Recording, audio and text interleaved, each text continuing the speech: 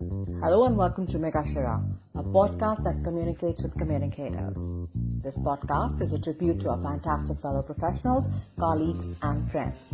I'm Charu Raizada and this podcast is brought to you in association with Digitales. If you are a PR professional working with either a PR firm or as part of the corporate communications team or in marketing communications, then tune in every week for insights and stay abreast with industry trends. For alerts and new episodes, follow us on iTunes, Spotify, Google Podcasts, or any other listening platform of choice. On this episode of Mrigashira, we discuss the future of regional PR in India. Clearly, communicators sitting in the regional markets have the pulse on the consumer, and some of us sitting in the metros need to learn to engage with them in a more holistic manner. You're going to enjoy this discussion. This episode is slightly different from our usual guest chats. This is an edited version of the panel discussion held as part of IRPRA 2022, India's Regional PR Awards by Drupal.com. The awards aim to acknowledge the commendable efforts of the regional PR communicators. With me on the panel are Sameer Kapoor, Director at Factors PR, Roma Balwani, CEO, Indian Deaf Cricket Association, Archana Muthappa, Communication Specialist and Mental Health Advocate, CJ or Charanjit Singh, Communication Strategist, Coach, Startup Mentor, Kavita Lakhani, National President, Wiki, Public Relations and Digital Marketing Council and Independent Director, FinLabs India Private Limited, and Arun Mittal, Brand Consultant and Communication Strategist. Stay with me on Mrigashira. Today, when most of the smaller cities are gradually transforming with economic growth, improved infrastructure, enhanced connectivity, and contributing to the state and national GDP, how can PR professionals in these regional markets take on the new opportunities? Sameer, may I invite you to kickstart the discussions and share your observations?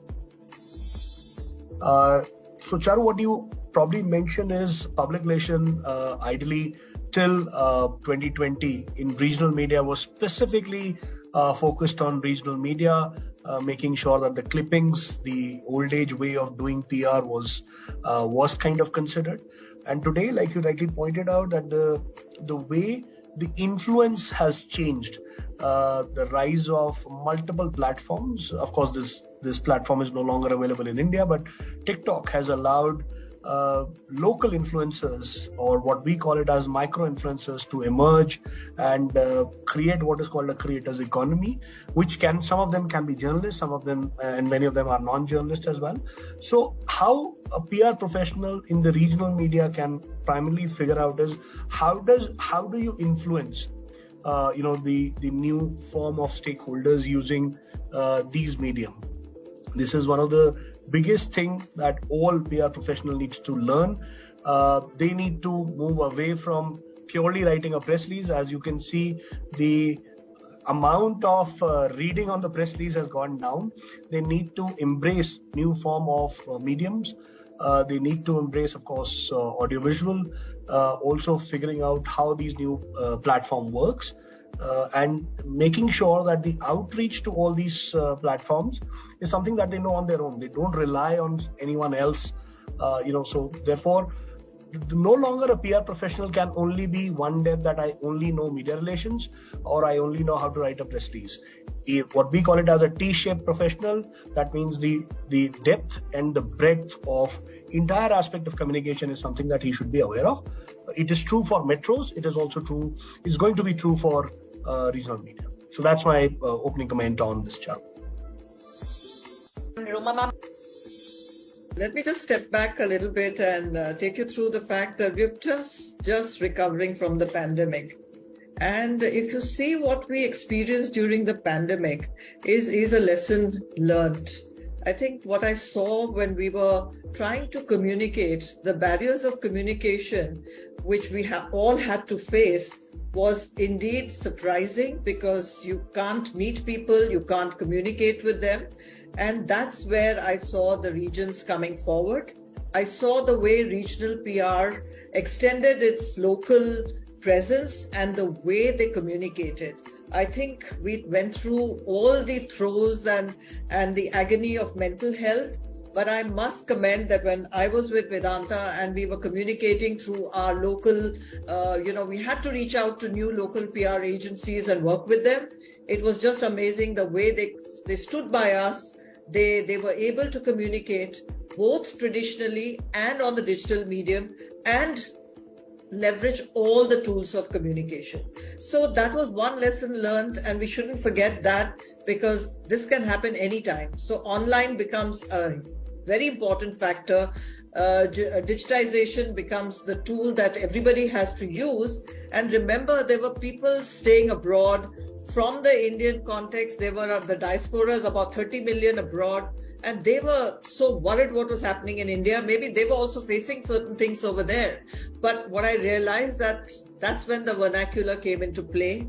That's when you could see that all the languages that they could connect with their roots, that came in the forefront. So we must understand that there is a connect. It's a cultural connect. It's an emotional connect, like you rightly said.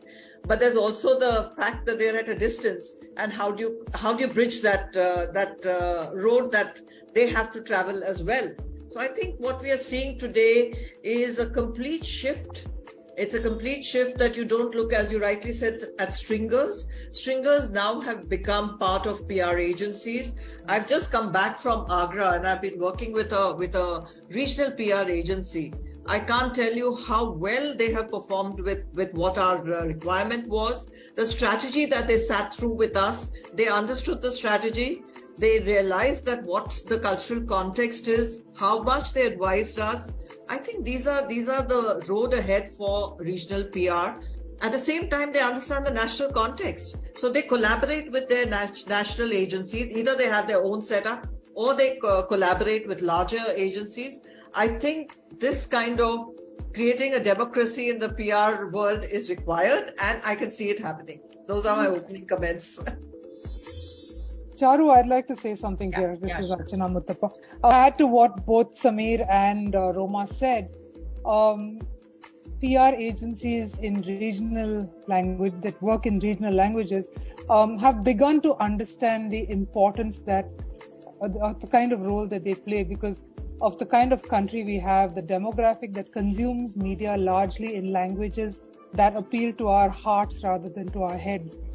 As Indians, we tend to think in our mother tongues rather than in English. It's a very small percentage of Indians that actually thinks in English.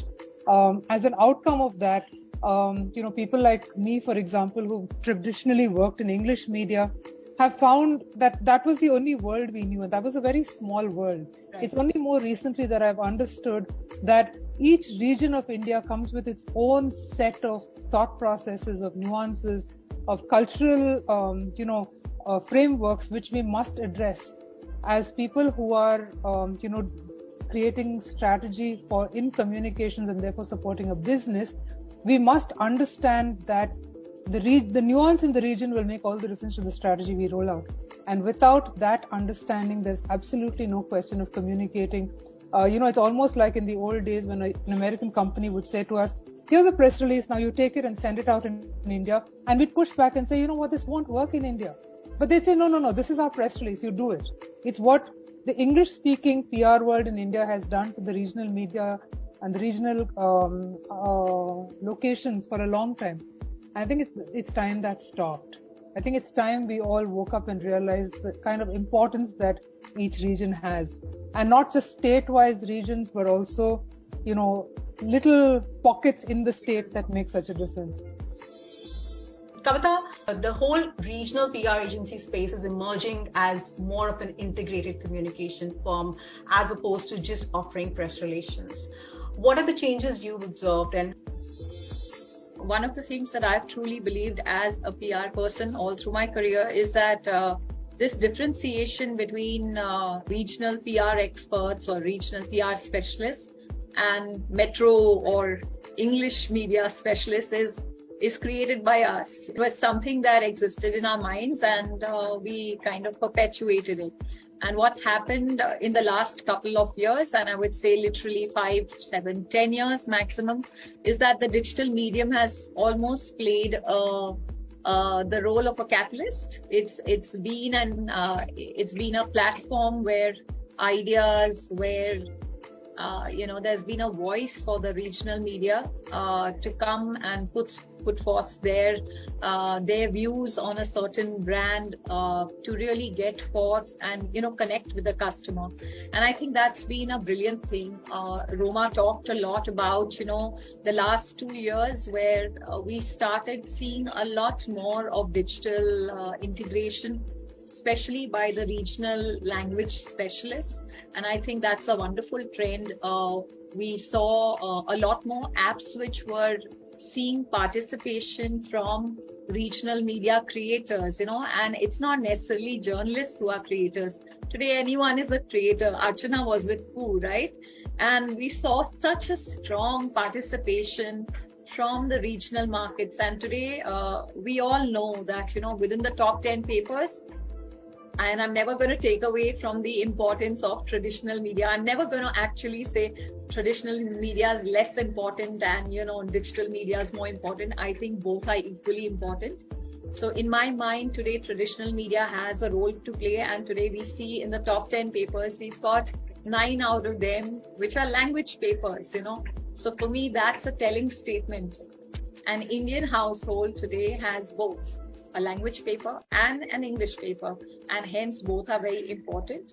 Regional media experts are really integrating better and better with the agencies which are sitting in the metros, and in some cases also driving the strategy for their market and maybe beyond their market within their state. So I think that's a very healthy trend. We saw some of the work really showcased on this platform. So I could see glimpses of, good work there. I would just encourage the participants to keep on that track.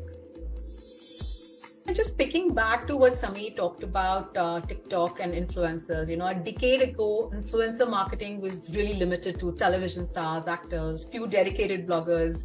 Now, with the whole social media, we see it now expanding to almost all the platforms, be it YouTube, Instagram, our local TikTok clones like Moj, Josh. So this is still an underexplored territory in tier 2 and 3 cities.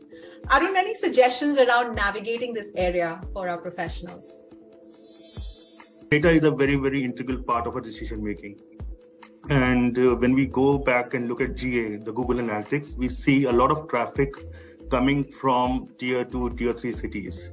Now, that being said, why we see tier 2, tier 3 cities having a higher, in terms of traffic and conversions? Because there is 5G is there, internet penetration is there, people more trendier than actually the metros, I would say. Let me put it that way. They have, because of the lack of brands out there, they see e-commerce and marketplaces a great channel for them to get brands on board. And then they're themselves through, Moj, Koo, TikTok, Josh, all these are, localized platforms. They see them to represent themselves as a true personality, which they were not able to do it in the earlier times. That being said, I think so these platforms will further amplify and will further graduate into becoming frontiers in shaping our strategy when we are looking at, all these cities. Native language will go as number one, because we have seen that whenever we have done campaigns in these cities in native language, there is a huge spike that we see in the GA. And that kind of reflects into our, the revenues and henceforth our, customer experience. Yeah. CJ sir? Public relations has evolved, and right from the very beginning as a management function, as a tool to reach out to the target audience. The regional or the target audience had always been the key. It is because ultimately whatever results we are looking at, it is through the people. And maintaining that relationship with the people, living in different cultural milieu or living in different environments, the first step had always been to understand those people.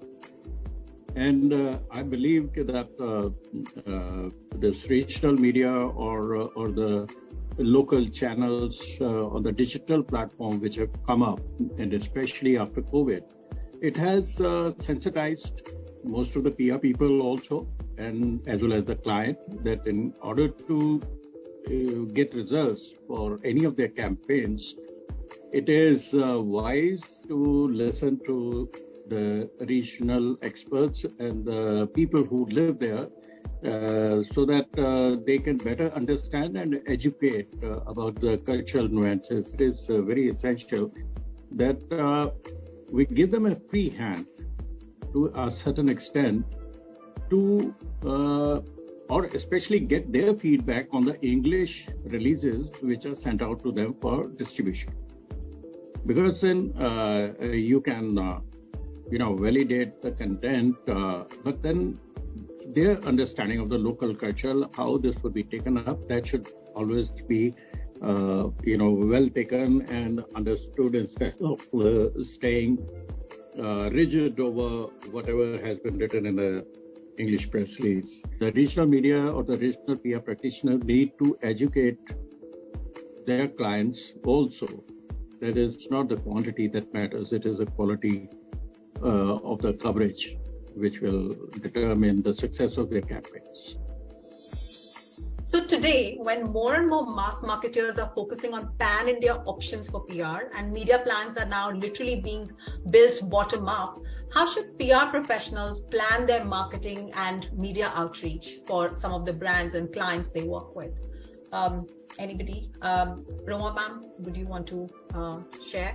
Really looking at from the lens of how we as practitioners and people from the regional media who can look at an approach which is more bottom up, more grassroots up, as opposed to how technically we've been doing it from having a larger national strategy and then going.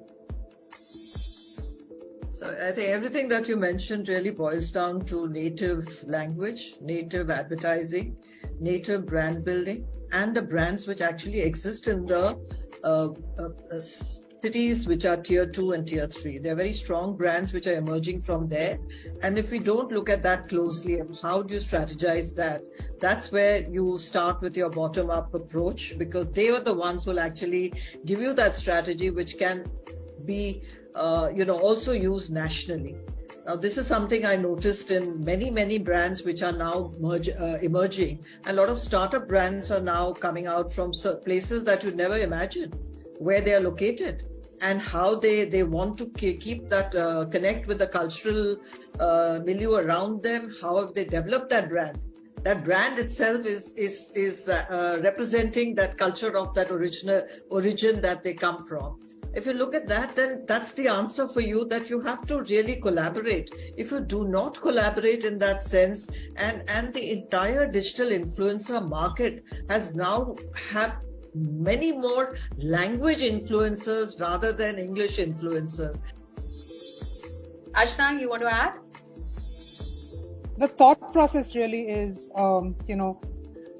the approach has to change. The approach has to be more focused on what is happening on the ground rather than what we believe is happening on the ground, and get insights and input from people who understand what's going on there, based on which you build. So collaboration is extremely important. There's also a view that I have that as communications people, we tend to hold on to our messages. While key messages are extremely important for the larger conversation, when it comes to various locations, to various states in our country, to various languages, it's very important to understand how that message gets tweaked to make the most sense there. And I think that is something we've got to be able to trust the person who's on ground to actually be able to translate that message into something that makes the most sense for them in that moment, in that framework. To that end, I believe that people who like us have been in the business for extended periods of time, the onus probably rests on us to sit down with them and say, this is how we have done it. This is what has worked in the markets that we've looked at. What works in your market and how can we make it effective? There's a certain level of, trust and transparency that's required to be developed we can't see them as us urban and them non-urban. We've got to see us all as one cohesive community that does communications. And I think that will be critical for the development of PR and communications overall in the country. So primarily startups or the newer businesses work on a 3C model. Content, community, commerce, right? And these are the primary three pillars that principally all brands function around. And this is stems out, and then the PR strategy stems out. And hence you will see a huge spike in content creators coming from this tier 2, tier 3 cities. And that further, aggravates and elevates your PR strategy into multifold. And then it gets converted into your GA. Why I'm saying GA, because GA is a very, very important tool to draw decision making at startups at least, because they have to see every ROI that comes into. So PR is taking center stage. Let me put it that way. It's taking center stage. By far, I've never seen so much PR intervention in any traditional brand like we are seeing in startups and newer businesses today. Yeah. Kavita, you were saying something. We need to begin by understanding the brand DNA and ensure that our local experts understand it as well. Yes. Take the time to understand it, True. And undoubtedly another, part of this thing is really understanding who is our customer. What is the best touch point for them? What is the medium that they want to be talked to, or rather they want to be communicated through? That's very important. There are content creators who are local, who understand the culture of that particular town or of that particular state. They have possibly grown up using that brand. So the messaging that Archana was talking about is that much more richer. It's coming out of it. It's experiential messaging, if you know what I mean.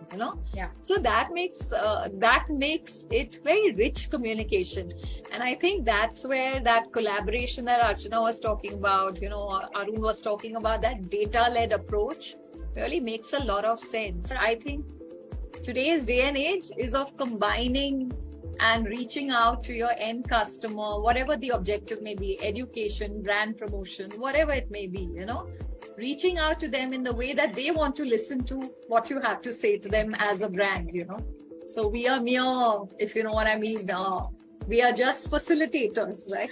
Right. And our role is to just understand, first of all, what is it that the brand stands for and how is it that the end customer wants to be communicated to.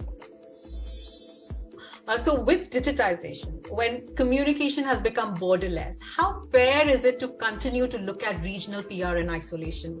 Is it not time to deflect the conversation towards upskilling talent and provide them with a fair playing ground? Archana? Charu, it's never been fair to, treat regional PR the way we've treated it. Or at least I'd like to say the way I've treated it. And guilty as charged.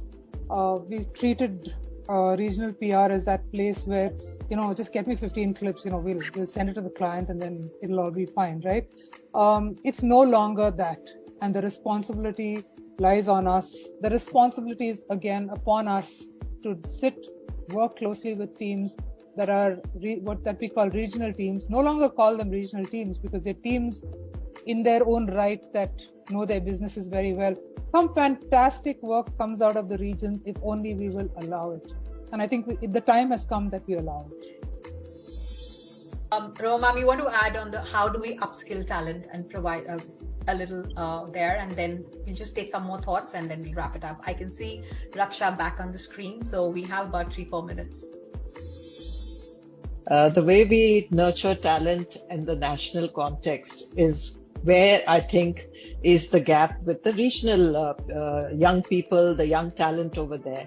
What I'm seeing now is the hunger in that kind of a talent base, which is wanting to spread their wings, and they are wanting to get an opportunity to learn how to collaborate with national PR or national communications. And that's where I see a very good cross-breeding happening. Last comments, Kavita, CJ say, sir. Yes, upskilling is very, very essential, and I believe that the national PR whenever there is a national campaign and we reach out to specific regional pockets, I believe that training those regional agencies is one of the responsibilities that we as PR people have. And, making them understand as to what exactly is the objective of our communication. And I believe, as Ruma has very rightly pointed out, that the people are keen to learn. Yes, I think that upskilling is very much possible if all of us together in this forum today, maybe, and other experts can come together and conduct these kinds of training workshops, online or offline, for the regional PR practitioners. And I think the more we have platforms like these that recognize good work in the pockets across India, the better it is for all of us as an industry. The good part is that the entire PR industry is shifting towards an integrated comms. I would say that's what we are working towards. We've not got there as yet. And within the integrated comms space, you certainly have space for events. You certainly have space for working a lot more closely with the regional markets on the traditional side, or whether it's, through your influencers, your local influencers. So all in all, I'm very positive about what's happening. We need to progress in a culture of self-development for sure. Two parts, I would say. One, yes, we need to upskill our regional partners, right? Second, we need to reskill ourselves sitting in fancy offices in metros in terms of behavioral change. That how do we partner, communicate and engage with a family who's sitting in different cities. Once we do that, I think so it will be a sort of a, trickle up effect and trickle down both in terms of that how the messaging can be integrated in a more holistic manner. Yeah. So lots of valuable insights to reflect on. Thank you, everyone. Hope you enjoy listening to Mrigashira, a podcast for communication folks. Do share your suggestions and feedback on Mrigashira at digitales.co.in.